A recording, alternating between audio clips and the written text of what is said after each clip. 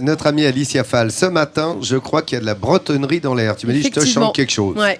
C'est pratique.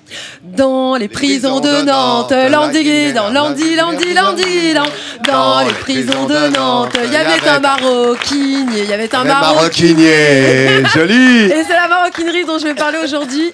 1891, une maroquinerie donna naissance à une lignée de maroquiniers en la personne de Régis Renoir qui, du côté de Planquette, une ville aux encablures de Dinan, devenu designer, ce dernier nous ouvre les portes de son atelier dans lequel s'affairent tous ses employés à la fabrication de sacs à main, porte-monnaie ou encore bijoux de cuir. À quelques encablures de Dinan, le joli petit village de Planquette est connu pour son eau minérale, sa belle église, mais aussi pour sa maroquinerie d'exception. Ici, une quarantaine d'employés s'affairent à la fabrication de porte-monnaie, ceintures ou encore bijoux de cuir. Mais ici, la spécialité, c'est avant tout le sac à main. De toutes les formes, de toutes les couleurs, de tous les styles, ces objets sont made in France et très appréciés des femmes de la région. Mais quels sont les visages qui se cachent derrière ces sacs chics aux lignes pures ? Qui sont les petites mains qui œuvrent chaque jour à la confection de ces produits de qualité ? Ces petites mains et ces visages, les voilà en blouse blanche. Parmi eux, un homme à la lourde tâche d'imaginer les prochaines collections de sacs à main. Là, cet hiver, vous voyez, on va partir sur un très joli pourpre comme ça. Cette étape est extrêmement importante. Elle détermine les futures ventes de la marque.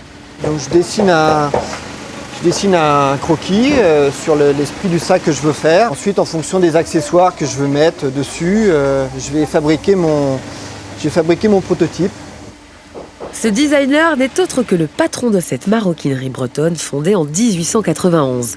Régis Renoir est le digne héritier d'une lignée de maroquiniers. Alors ces gestes, je les ai vus de mon grand-père, de mon père également. Et depuis tout gamin, j'ai toujours été dans l'atelier à jouer avec les bouts de cuir. C'était un peu ma salle de jeu en fait. Et voilà, donc je me suis pas vraiment posé de questions. C'était un beau métier qu'il fallait faire perdurer. Répondre à la demande et à la mode, tel est le challenge quotidien de Régis pour garantir son héritage familial. Mais en ce moment, notre patron dort sur ses deux oreilles. En effet, le carnet de commandes est bien rempli. Les machines tournent à plein régime et les employés avec. Pour concevoir un sac, il faut savoir coller, piquer, peindre, frapper le cuir et orchestrer le tout. Est-ce que tu peux me passer un top, s'il te plaît ? Tu vas me faire une surpiqûre sur chaque côté ici. Mélinda est un maillon absolument essentiel de la chaîne de production. Ici. Aujourd'hui, elle répond aux commandes. Non, mais il faudrait que ça soit fini. Une période difficile pour elle, les délais sont très serrés. L'entreprise produit 10 000 sacs par an. Il faut savoir qu'au niveau des fabrications d'unités, c'est beaucoup plus long pour nous pour la mise en place, puisque à chaque fois, il y a des changements de couleur de fil. Au niveau des mécaniciennes, au niveau des préparations. Car ici, on fait du sur-mesure, comme par exemple avec ce sac. Régis l'avait prévu dans sa fabrication non doublée, ce modèle. Et les clients veulent un sac doublé. Donc on est en train de le retravailler pour pouvoir répondre aux attentes des clientes. Et pousser le sur-mesure à l'extrême Je ne peux pas te laisser un centimètre. Pose parfois quelques petits problèmes. Là, je suis au maximum, regardez. La cliente est exigeante et de plus en plus en attente de produits très personnalisés. Suivi des unités, des séries, lancement des prototypes, Mélinda est sur tous les fronts. Pendant ce temps, le défi pour Régis, c'est réussir la doublure de son prototype. Verdict, vous voyez, ma doublure est trop grande. Hélas, rien ne se passe comme prévu. Quand on positionne bien la doublure dans le fond du sac et qu'on lève ici, vous voyez, j'ai tout ça qui est en trop. On tombe rarement pile poil dès le départ, donc ça fait partie du jeu. Alors que Régis dépique son prototype, Fabienne, quant à elle, doyenne de l'entreprise, finalise une série de sacs. Ses gestes sont précis, elle les a appris aux côtés du père de Régis il y a 30 ans. C'est les mains qui dirigent le cuir, quoi. Et Fabienne n'a pas le droit à l'erreur.